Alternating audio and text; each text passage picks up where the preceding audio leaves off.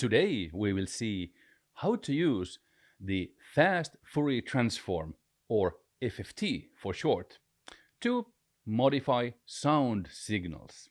I will use Matlab to program both a low pass filter and a high pass filter. Let's take that again. I will program a low pass filter and a high pass filter. There you go. Enjoy the show. I have already prepared a sound signal for us. Its length is 2 to the power of n. Let's run this thing so we can see what is n. Okay, n is 17, so our signal is this long, 131,000 and a bit more. So let's start by listening to how it sounds like. It works like this. We do a sound and our talk clip and frequency. So let's hear it out. Signal processing needs matrices. All right, that's our clip. Let me just comment that so we don't hear it every time. Let's take a look at how our signal looks like. Let's plot it, make a figure,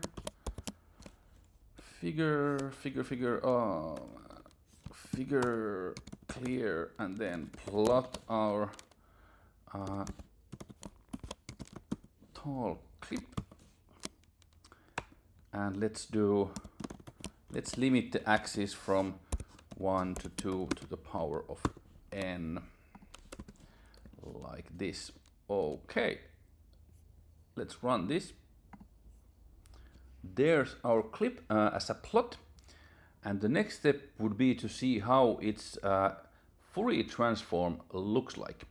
So let's put it here above. Apply Fourier transform. Let's put fast Fourier transform. So let me call it F talk clip equals FFT of our talk clip, like this.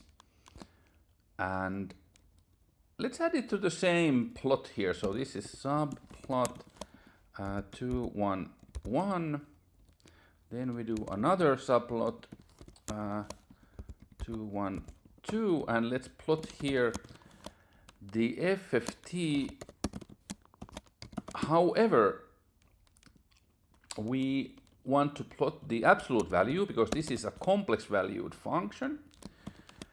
And actually, it's often nice to plot the log. Oh, well, maybe we can do this one first. Let's do this, and let's have the same limit here, and let's run this one. So now we see the Fourier transform in such a form. Okay, looks a bit unintuitive. We'll get more into it, but first of all, let's actually take a log here, and as a little trick, to avoid taking log of 0, which would be singular and we'd have trouble. So let's put here something very small. That's just something, a convenient trick.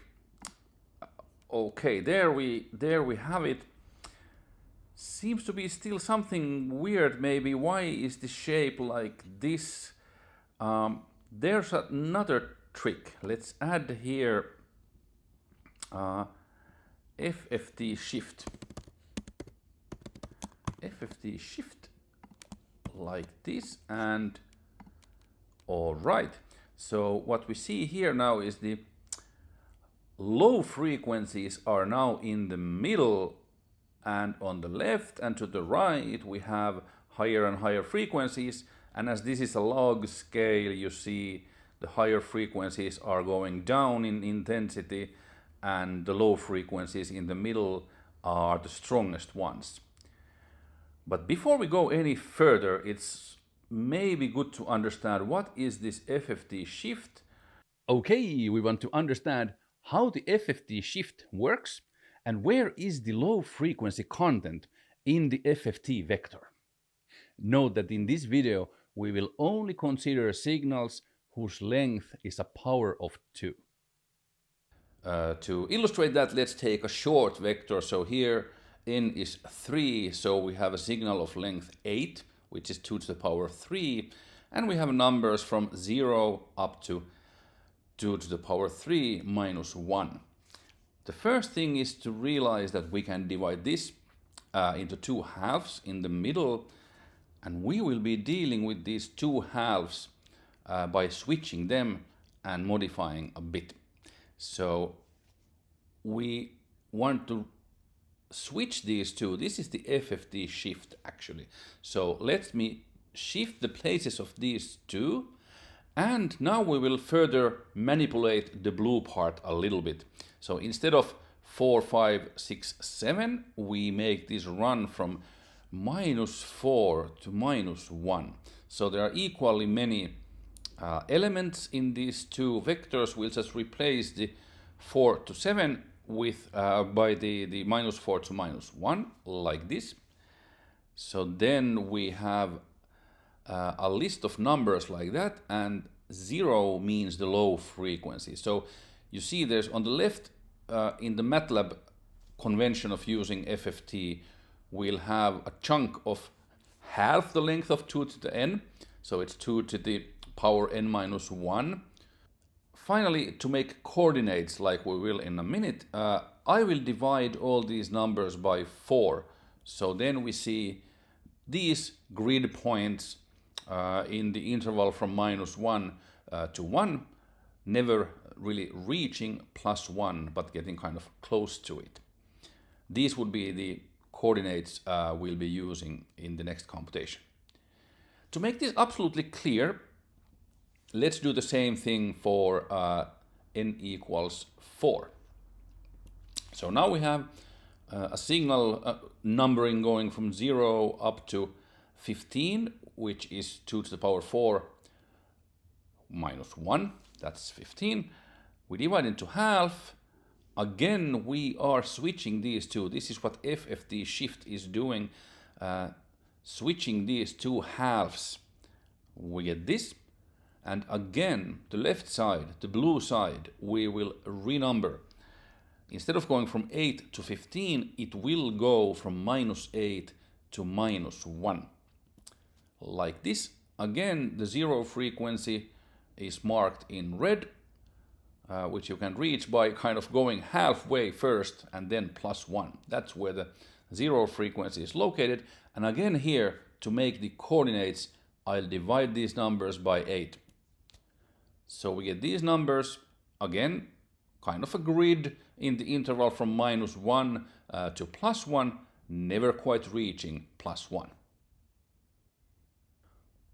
Okay, now we continue our coding and going towards low pass and high pass filters. So let me call these preliminaries so we can just run the later section only.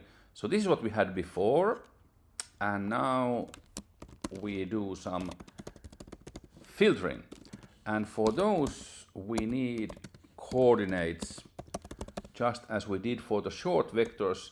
Now we just follow the same recipe. I call the coordinates psi for the frequency domain, and we start from the -2 to the power n minus 1, and we start going from that 1 by 1 through 0 up to 2 to the power n minus 1. But remember, on the right half, this vector runs only to the 2 to the power n minus 1 minus 1.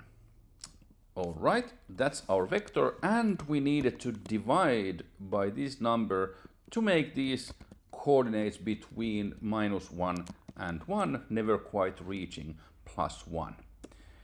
All right, and then we actually built a filter, built a low pass filter. So now we do an LP filter equals. I'll use the Gaussian bell curve, so I'll do exponential. And actually I want a constant. Let's put 20 there to start with. Minus positive constant a times our psi vector squared. And let's see how this filter looks like in relation to the FFT vector.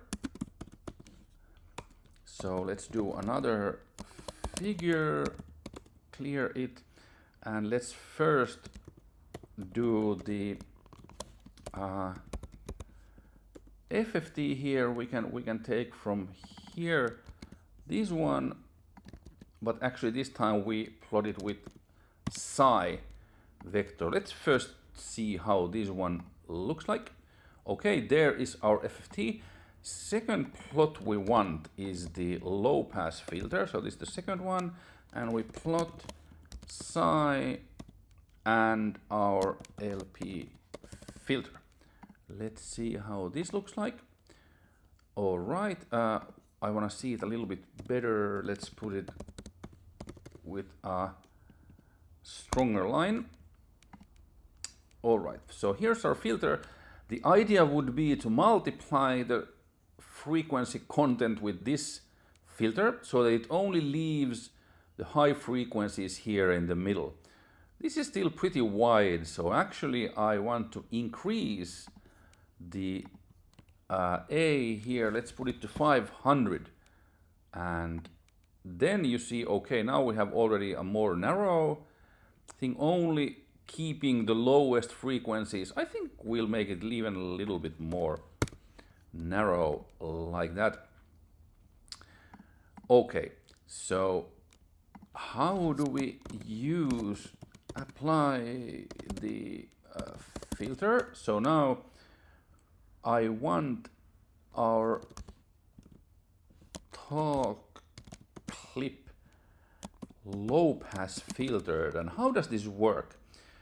Well, first we want to have this FFT shifted frequency content, which we will multiply pointwise by our filter.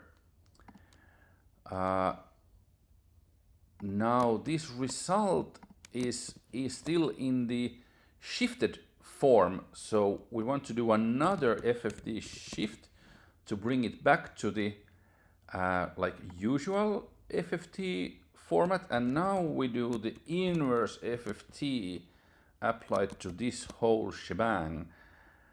And I think if we listen to this,